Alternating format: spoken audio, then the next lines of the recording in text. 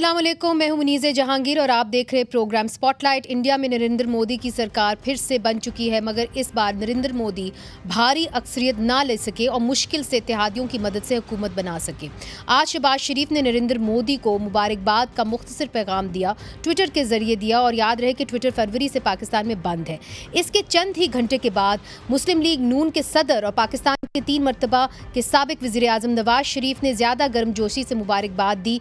नवाज शरीफ ने ट्विटर पैगाम में कहा कि हालिया इंतखाबात में आपकी पार्टी की कामयाबी अवाम का आपकी क़यादत पर इत्मीनान की अक्कासी करती है। आइए नफरत को उम्मीद से बदलें और जनूबी एशिया के 2 अरब लोगों की तकदीर संवारें कि इस मौके से फ़ायदा उठाएं। जिस पर कुछ देर बाद ही नरेंद्र मोदी ने नवाज शरीफ के पैगाम को सराहते हुए कहा कि इंडिया के लोग हमेशा अमन सलामती और तरक्की पसंद ख्यालात के लिए खड़े रहे हैं। अपने लोगों की भलाई और सलामती को आगे बढ़ाना हमेशा हमारी तरजीह रहेगा। इंडिया और पाकिस्तान की सियासी क़यादत के दरमियान काफ़ी लंबे अरसे के बाद वार्म पैगामात का तबादला हुआ है। इससे पहले इंतखाबी मुहिम के दौरान नरेंद्र मोदी ने पाकिस्तान और इंडिया के मुसलमानों पर लफ्ज़ी वार किए थे। नाज़रीन, याद रहे कि 2019 में मकबूजा कश्मीर की खसूसी हैसियत ख़त्म करने के बाद जब 2023 में दोनों मुल्कों के वज़ीर ख़ारजा मिले थे तो दोनों के दरमियान लफ्ज़ी जंग का भी वार हुआ था। वो भी आपको दिखा देते हैं। As far as Pakistan's position on bilateral relations with India or any meaningful engagement or dialogue with our Indian counterparts, our position remains unchanged, and that is that until India reviews the actions it took on August 5th, 2019, Pakistan is not in a position to engage bilaterally with India. India and Pakistan should sit together. You know, victims of terrorism do not sit together with perpetrators of terrorism to discuss terrorism. Wake up and smell the coffee. 370 is history. Sooner people realize it, the better.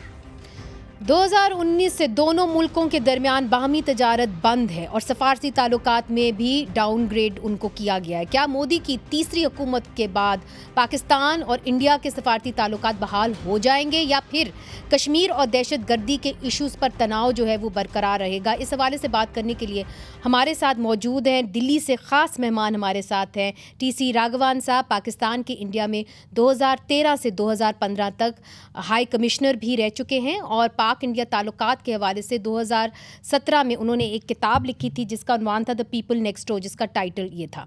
Shahid Malik साहब हमें join करें जो कि India में पाकिस्तान के 2007 से 2013 तक सफ़ीर के फ़राइज़ सर अंजाम दे चुके हैं और वो काफ़ी गहरी नज़र रखते हैं पाक इंडिया ताल्लुकात के ऊपर।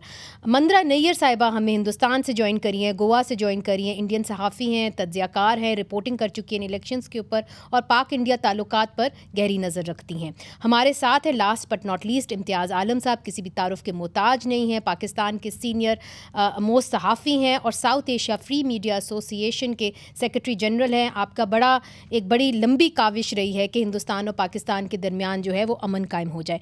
सबसे पहले अपने हिंदुस्तानी मेहमानों से पूछते हैं, अगर आप दोनों की इजाज़त हो, बड़ा कम मौका मिलता है हमें उनसे बात करने का, तो TC राघवान साहब आपसे पूछूंगी कि अब जबकि नई मोदी सरकार आ गई है तो क्या आपको लगता है कि जो सफारती ताल्लुकात हैं, हाई कमिश्नर्स दोनों ममालिक में नहीं हैं, वो बहाल हो सकेंगे? मुझे लगता है क्योंकि भारत में एक नई सरकार आई है और पाकिस्तान में कुछ ही महीने पहले एक नई सरकार बनी थी, आगे का रास्ता हमें पॉजिटिवली देखना चाहिए। भारत और पाकिस्तान के बीच जो दरारें हैं वो नई नहीं है, बहुत पुरानी दरारें हैं। वो सिर्फ एक किसी पॉलिटिकल पार्टी या एक किसी पॉलिटिकल फोर्स के वजह से नहीं है। भारत में कई अलग अलग हुकूमतें रही हैं, पाकिस्तान में भी कई हुकूमतें रही हैं। हुकूमतों के बदलने के बावजूद रिश्तों में कोई लंबे समय तक खास बदलाव नहीं आए। तो मेरी उम्मीद ये है कि क्योंकि भारत और पाकिस्तान दोनों में नई सरकारें हैं, शायद कोई नई पहल शुरू हो। हालांकि 2016 के बाद रिश्तों में काफ़ी सिवियर डाउनटर्न रहा है, पर इसके बावजूद करतारपुर साहब खोलना एक बहुत ही बड़ा वीज़ा फ्री कॉरिडोर खोलना एक बहुत बड़ा और बहुत महत्वपूर्ण कदम था। इसी तरह से जो सीज फायर हुआ था लाइन ऑफ कंट्रोल में 2021 में भी, that was also a very big step.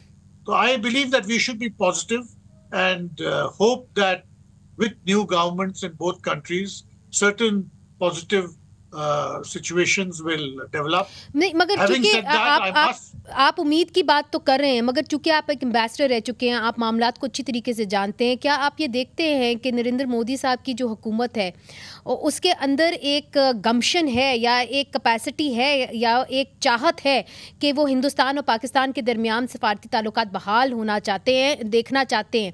चूँकि जो इलेक्शंस हुए हैं उसके अंदर तो उन्होंने एक तंबी दी है एक तरह से कांग्रेस पार्टी को, मगर पाकिस्तान को क्रिटिसाइज करके. इलेक्शंस के टाइम में रेटरिक और पॉलिटिकल स्टेटमेंट्स हमेशा रहते हैं जी.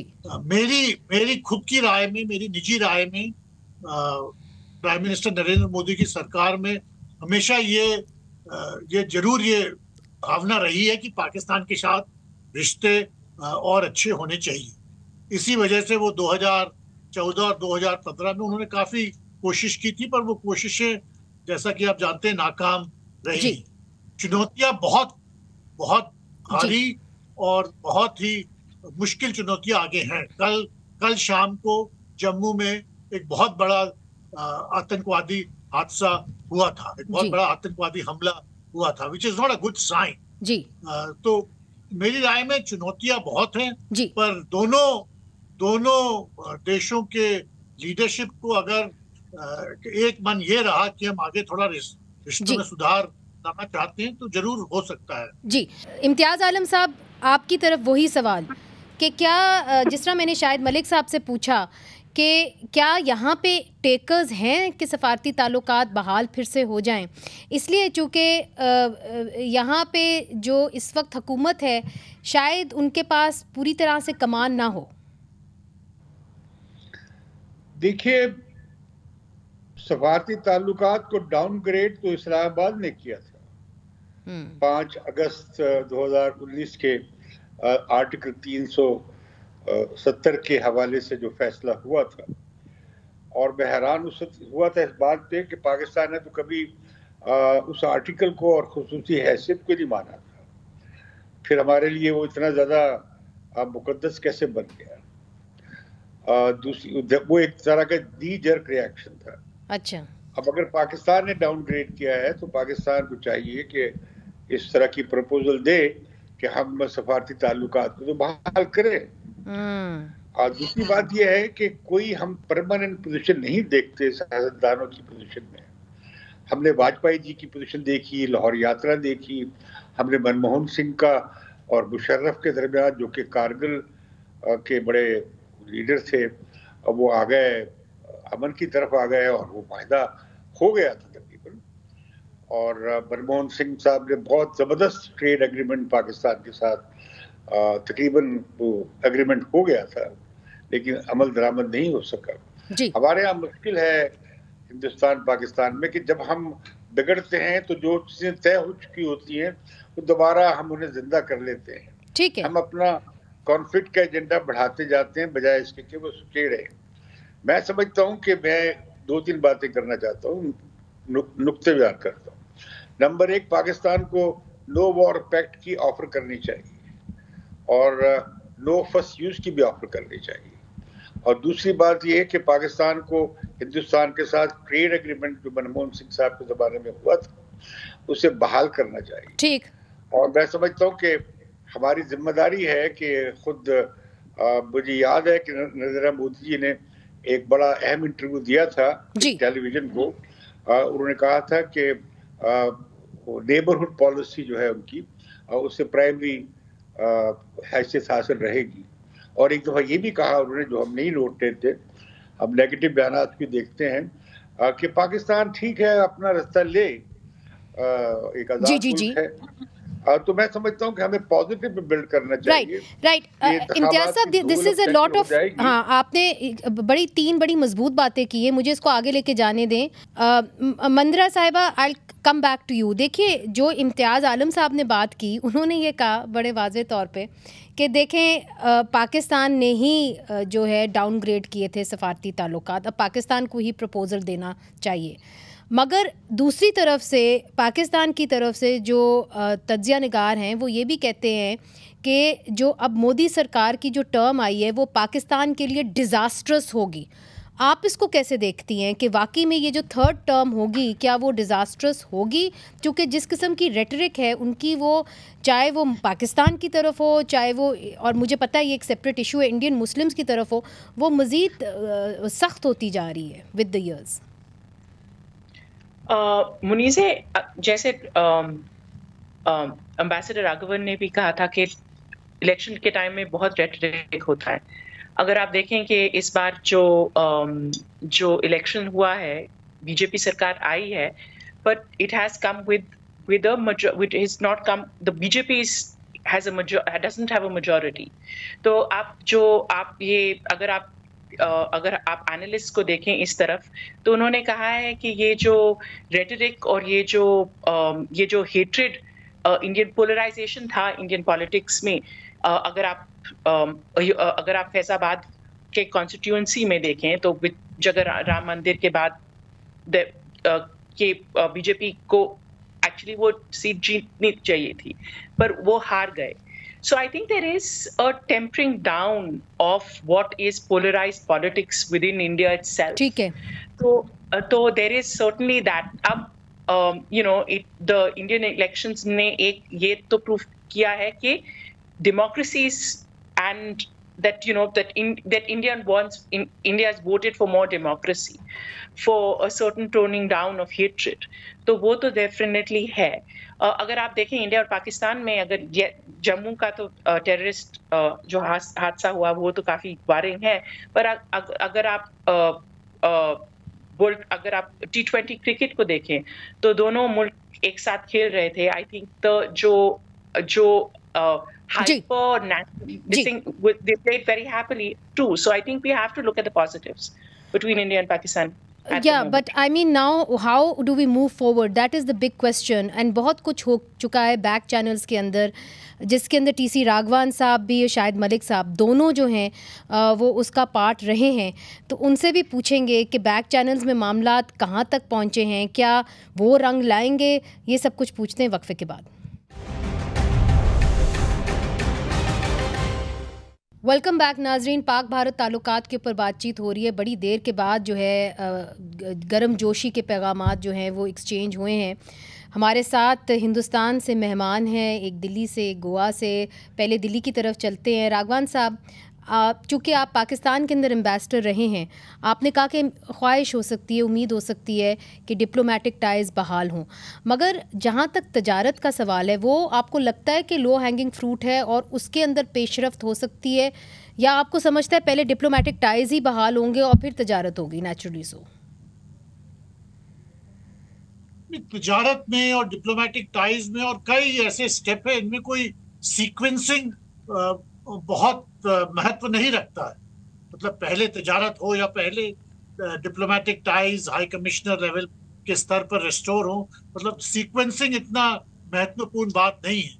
महत्वपूर्ण यह है कि हम कदम आगे बढ़ते जाएं, पर उसके लिए जैसे मैंने कहा दोनों तरफों से थोड़ी लचक या फ्लेक्सिबिलिटी दिखाना जरूरी होगा। जो पॉलिमिकल रेटरिक है उसको कम करना होगा। और मेरी राय में, ये मेरी निजी राय है कि टेररिज्म के मामले में थोड़ा और इनिशिएटिव पाकिस्तान को लेना होगा। क्या तवक्को कर रहा है हिंदुस्तान पाकिस्तान से इस हवाले से? मुझे लगता है जो स्टेप पाकिस्तान ने FATF के प्रेशर के अंदर लिए थे 2018, 2019, 2020 और 2021 में, अगर वो वही कदम अगर 2-3 साल पहले ले लेता तो भारत पाकिस्तान के रिश्तों का एक नया पहलू जो शुरू हुआ था वो एकदम रुकता नहीं। मेरी राय में 2015 में जब प्राइम मिनिस्टर नरेंद्र मोदी लाहौर आए थे वो बहुत बड़ा अवसर था और वो अवसर हम खो बैठे हैं। हमको किसी तरह उसी जगह फिर वापस पहुंचने की कोशिश करनी चाहिए।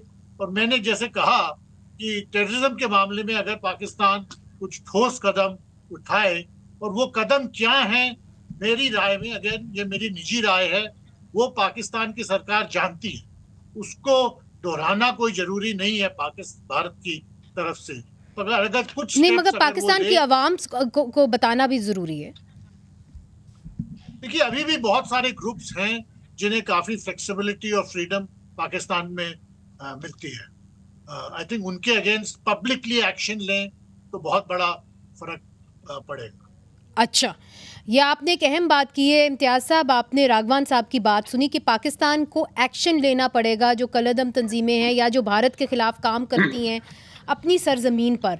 अब सवाल ये उठता है कि क्या पाकिस्तान के अंदर जो शहबाज शरीफ साहब की हुकूमत है, उनके अंदर वो कुव्वत, कैपेसिटी या उनके पास वो अथॉरिटी है कि वो उनके खिलाफ एक्शन ले सकते हैं? देखिए, मैं समझता हूँ कि ये जो हिंदुस्तान में बहस होती थी कि पाकिस्तान में किससे बात करे, इस हुकूमत में मेरा ख्याल है ये शक का सवाल नहीं किया जा सकता, क्योंकि आर्मी और शहबाज शरीफ हुकूमत एक पेज पर हैं।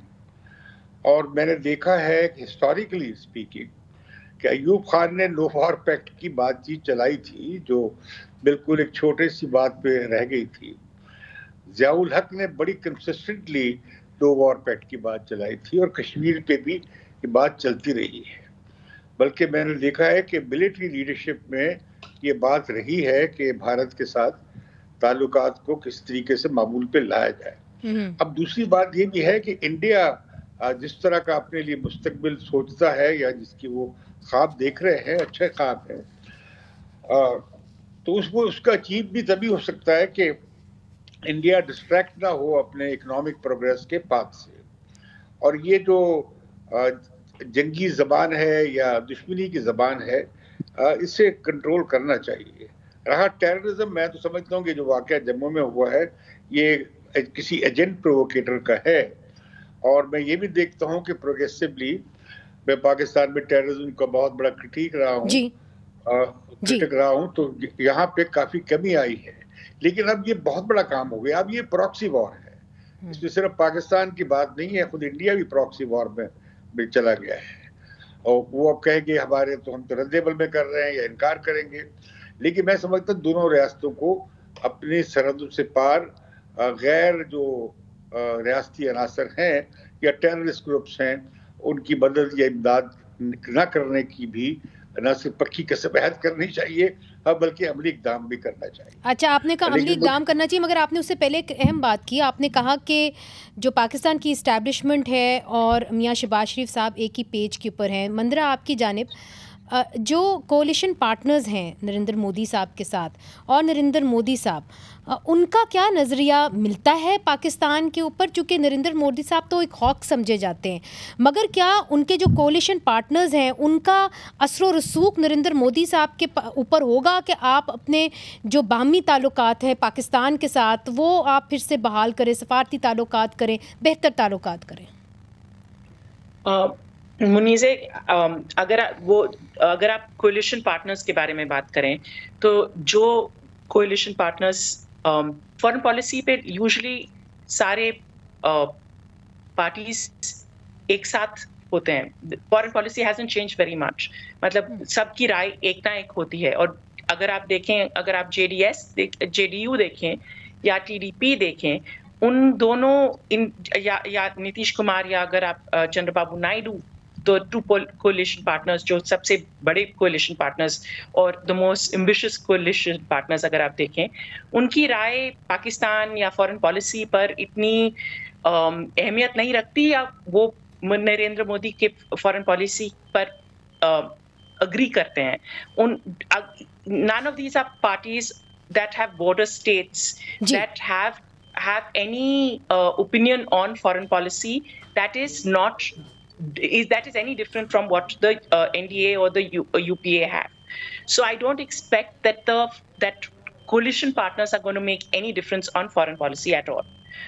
But having said that, अगर आप देखें पिछले पार्लियामेंट सेशन में जो पार्लियामेंट्री कमेटी थी, जो एक ऑल पार्टी कमेटी होती थी, उन्होंने राय दी थी कि पाकिस्तान के साथ ट्रेड फिर से शुरू करें और पीपल टू पीपल कांटेक्ट शुरू करें। और ये पार्लियामेंट्री कमेटी नरेंद्र मोदी जी के सरकार में थी। तो अगर आप देखें, तो अगर आप कहें कि he was the hawk, it was headed by a BJP minister। ठीक है, तो आप ये कह रही हैं कि वहां पे एक चाहत है। इधर एक छोटा सा वक्फा शामिल करते हैं, फिर से हाजिर होते हैं। वेलकम बैक नाजरीन। हिंदुस्तान पाकिस्तान के ताल्लुकात क्या बेहतर हो सकते हैं, हमने पूछा है। आज हमारे जो हिंदुस्तान में मेहमान हैं उनसे, हमारे साथ इम्तियाज़ आलम साहब भी मौजूद है पाकिस्तान से। सबसे पहले दिल्ली की जानिब जाते हैं। राघवान साहब, मंदिरा ने ब्रेक से पहले ये कहा कि बीजेपी के अंदर भी कुछ ऐसे अनासर हैं जो अच्छे ताल्लुकात पाकिस्तान के साथ चाहते हैं, और उन्होंने ये भी कहा कि शायद जो कोलिशन पार्टनर्स हैं वो चाहें कि पाकिस्तान के साथ ताल्लुकात बेहतर हों। आप कैसे देखते हैं? क्या आपको लगता है कि कोलिशन पार्टनर्स का असर और रसूख होगा मोदी सरकार के ऊपर? मेरी राय में जो अंदर की किसी भी मुल्क में जो अंदर की सियासत होती है और उसके जो विदेश नीति होती है, उसके दोनों के बीच में एक फासला रहता है। तो अंदर की सियासत, अंदरूनी सियासत का एकदम कोई विदेश नीति पर खास फर्क पड़ता नहीं। ठीक।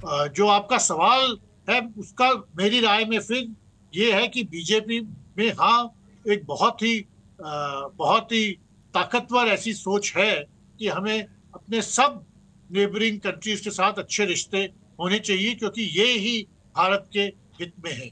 अगर हमारे करीबी पड़ोसी देशों के साथ हमारे रिश्ते ठीक नहीं रहे तो इट इज नेचुरल कि हमारी जो बाकी सब जो हमारे प्रोजेक्ट्स हैं, प्रोग्राम्स हैं, एस्पिरेशंस हैं, उस सब पर उनका असर पड़ेगा। तो मेरी राय में बीजेपी की सरकार हो या कांग्रेस की सरकार हो या और किसी भी पार्टी की सरकार हो, उसमें जरूर ये चाह रहेगी कि पाकिस्तान के साथ रिश्तों में संतुलन हो, स्टेबिलिटी हो और स्थिरता हो। पर उसके लिए कुछ नई स्थिति अभी हमारे सामने है, उसका सामना करना पड़ेगा। जैसे कि मैंने पहले कहा, उसके लिए बहुत जरूरी है कि दोनों देश या दोनों सरकारें थोड़ी लचक दिखाएं और पॉजिटिवली आगे जो। मगर ये बताइए कि आपने कहा कि लचक दिखाएं, उसके लिए क्या कोई ऑब्स्टिकल्स आप देखते हैं दिल्ली के अंदर? क्या वो नरेंद्र मोदी साहब की खुद सोच होगी या जो और भी हॉकिश एलिमेंट्स हैं बीजेपी में वो होंगे? आप समझते हैं कि इसको रेजिस्ट करेगी BJP with in the ranks? BJP with in the ranks resist नहीं करेगी। इसमें जो पाकिस्तान के साथ एक मुश्किल ये हो गई है भारत में हर पार्टी के लिए कि उसके साथ डील करने में कोई संतुलन या स्टेबिलिटी नहीं रहती है रिलेशंस। डॉक्टर मनमोहन सिंह ने बहुत कोशिश की थी, प्राइम मिनिस्टर वाजपेयी ने बहुत कोशिश की थी, साथ में प्राइम मिनिस्टर नरेंद्र मोदी ने भी, जैसे मैंने कहा 2014 और 2015 और 2016 में भी काफी बहुत कोशिश की थी। पर जब उसका कुछ नतीजा निकला नहीं तो हर पार्टी थोड़ा रिस्क एवर्स था पाकिस्तान के साथ अपनी डीलिंग्स में। ये बहुत जरूरी है कि पाकिस्तान में ये समझें, ये रिस्क एवर्जन जो इंडियन पॉलिटिकल सिस्टम में है, इसको कैसे दूर किया जाए। राइट। उससे अगर उसकी तरफ हम कुछ कदम बढ़ाएं आगे, तो ऐसा एक सिचुएशन क्रिएट होगा जिसमें बहुत तेजी से तब्दीली आ सकती है। रिस्क अवर्जन सा कुछ बताएं, जो कि इम्तियाज साहब भी बड़े गौर से सुन रहे, फिर मैं उनसे पूछूंगी कि कैसे ये कम हो सकता है। क्या मतलब रिस्क अवर्जन कम की जाए? रिस्क एवर्जन की, जैसा मैंने आपसे कहा कि प्राइम मिनिस्टर मोदी ने बहुत बड़ा कदम उठाया था पाकिस्तान के साथ 2015 दिसंबर में, पर उसका कोई फल नहीं, उसका कोई नतीजा नहीं निकला। Right. It ended negatively. Right. तो बहुत जरूरी है कि हम पाकिस्तान में खास करके ये समझा जाए। इसी तरह प्राइम मिनिस्टर वाजपेयी ने भी पहले बहुत कोशिशें की थी, प्राइम मिनिस्टर मनमोहन सिंह ने भी की थी, पर क्योंकि उसका कोई खास पॉजिटिव रिजल्ट निकला नहीं, तो उससे थोड़ा पॉलिटिकल लायबिलिटी बन जाती है पाकिस्तान पॉलिसी। और उस वजह से रिस्क एवर्जन बढ़ जाता है पूरे पॉलिटिकल सिस्टम। इम्तियाज साहब, क्यों नहीं फिर ये समझना बहुत जरूरी है। जी। मैं हमेशा ये कहता हूँ जी, मैंने लिख के भी बहुत बार कहा है कि इंडिया मतलब भारत क्योंकि जी पाकिस्तान से बहुत बड़ा है, इसमें ज्यादा स्टेबिलिटी है, हमारी इकोनॉमी बहुत बड़ी है, इनिशिएटिव हमेशा इंडिया को लेने पड़ेंगे। We have much more political space to take the initiatives, but in Pakistan there must be greater understanding as to why risk aversion in India has grown so much. Right. उसकी वजह, उसकी जो खास वजह और सबसे जो मोटी बात है वो है आतंकवाद का मुद्दा, और उसके ऊपर I think it is important कि पाकिस्तान कोई ठोस कदम उठाए। राइट ये आपने पहले भी कहा, मगर इम्तियाज साहब ओवर टू यू। आपने राघवान साहब की बात सुन ली है। वो ये कहते हैं कि जी हम जब कोई कदम आगे बढ़ाते हैं तो इट अमाउंट्स टू नथिंग। ये क्यों कह रहे हैं? देखिए, ये एक डिप्लोमेट को तो नहीं कहना चाहिए और राघवान जी को तो बिल्कुल नहीं कहना चाहिए। कोशिश फिर भी करनी चाहिए। बहुत बड़ा कदम उठाया था मोदी जी ने इस लाहौर आकर, और इस तरह का बयान मुझे हिंदुस्तान की तमाम पॉलिटिकल क्लास में नजर नहीं आएगा। जिस तरह नवाज शरीफ ने पिछले दिनों कहा कि उसे नुकसान हमने पहुंचाया, उसमें हम कसूरवार हैं, ऐसा स्टेटमेंट मुझे सब कॉन्टिनेंट में किसी और पॉलिटिशियन का नजर नहीं आया। दूसरी बात ये कि ज्यादा ही बढ़ा दिया गया दिल्ली में अफवाह। अब ये जो इलेक्शन कैंपेन हुई है, जितनी कम्युनल थी और जितनी एंटी पाकिस्तान रेटरिक बतौर बीइंग प्राइम मिनिस्टर मोदी कर रहे थे, अब उससे उन्हें फ्रूट नहीं मिला, फल नहीं मिला। मेरा ख्याल है उसकी अपर लिमिट एग्जॉस्ट हो गई है। अब पाकिस्तान बैशिंग पे वोट नहीं मिलेंगे इंडिया में, अब मुस्लिम बैशिंग पे वोट नहीं मिलेंगे, जिसका इजहार इलेक्शन में हो गया है, उसकी अपर लिमिट आ गई है। तो मैं समझता हूँ कि ये जो हिंदुस्तान में जमहूरी तब्दीली और ये जो नताइज आए हैं, वो बड़ी कामयाबी है जमहूरी निजाम की और जमहूरी सियासत की जी। और दूसरी बात ये कि मैंने आरएसएस नहीं, मगर आपकी बात आगे बढ़ाते हुए आपको लगता है कि मोदी सरकार इंट्रोस्पेक्शन करेगी इस हवाले से पाकिस्तान को लेकर? मैंने तो पहली बात ये की थी, यहाँ सजेस्ट भी किया था कि हमें मोदी साहब को ऑलिव ब्रांच भेजनी चाहिए तोहफे में। मैं अगर शहबाज शरीफ साहब को एडवाइस कर रहा होता, मैंने एडवाइस भिजवाई थी उन्हें कि आप तोहफे में उन्हें एक जैतून की शाख भिजवाएं। हाँ, तो लेकिन ये जो वाकया हुआ है जम्मू का, ये बहुत किसी बड़े एजेंट प्रोवोकेटर का काम है। मैं आपको यकीन से कह सकता हूँ कि ये पाकिस्तानी एस्टेब्लिशमेंट ने नहीं करवाया। ठीक है, ये मुझे जो फिजा नजर आती है कि अब झगड़े को बढ़ाना पाकिस्तान के इस वक्त जो हालात हैं उनके सामने पेश रखते हुए वो कोई पागल आदमी ऐसा सोचेगा। एक दूसरी बात मैं ये कर देना चाहता हूँ कि पाकिस्तान को खदशा है, पाकिस्तान के हर बंदे के दिल में खदशा है कि हिंदुस्तान पता नहीं हमें क्या करेगा। तो ये पाकिस्तान का भी खदशा है, हिंदुस्तान का खदशा नहीं है कि पाकिस्तान हिंदुस्तान को बड़ा नुकसान पहुंचा सकता है। तो मैं समझता हूँ ये फेयर्स हैं दोनों तरफ, उन्हें हमें कॉन्फिडेंस बिल्डिंग से हम ओवरकम कर सकते हैं। राइट, और उसकी बात हमेशा आपने की है। इम्तियाज साहब, मैं आपकी जानिब फिर से आऊंगी, मगर जो आपने बात की है ना खासतौर पे जम्मू की, उस पर मैं आगे बढ़ना चाहती हूँ। राघवान साहब, आपकी जानिब बैक चैनल स्टॉक्स भी किसी हद तक कामयाब तो हुए हैं, क्योंकि अगर आप पिछला साल देखें तो टारगेट किलिंग्स इधर पाकिस्तान के अंदर हुई, उसके ऊपर पाकिस्तानी गवर्नमेंट ने रिएक्ट नहीं किया। इस साल भी टारगेट किलिंग हुई तो पाकिस्तानी हुकूमत ने रिएक्ट नहीं किया। तो बैक चैनल्स किस हद तक आगे बढ़े हैं? क्या are we close to some kind of an agreement? देखिए, बैक चैनल्स आर नॉट मतलब वो एक तरीका है, एक इंस्ट्रूमेंट है, आपको अपना लक्ष्य प्राप्त करने के लिए एक वो राह दिखाता है, पर उसके पहले आप जो करना चाहते हैं उसके बारे में क्लैरिटी या उसके बारे में सोच बिल्कुल क्लियर होनी चाहिए। Right. तो अगर आपकी दोनों तरफ के मुमालिकों, दोनों तरफ के कायदे लीडरशिप में ये क्लैरिटी है कि हमें आगे बढ़ना है और ये 1, 2, 3 स्टेप में हमें आगे बढ़ना है, तब बैक चैनल का यूज किया जा सकता है कि ये किस तरह किया जाए। पर उसका वो सिर्फ एक इंस्ट्रूमेंट है, वो अपने आप में वो एक ऑब्जेक्टिव आपके लिए सेट नहीं कर सकता। मगर ये भी तो कई दफा होता है कि बैक चैनल में मामला तय हो जाते हैं और फिर लीडरशिप को बताया जाता है और लीडरशिप उसके लिए राह हमवार करती है। क्या ऐसा तो नहीं होने जा रहा?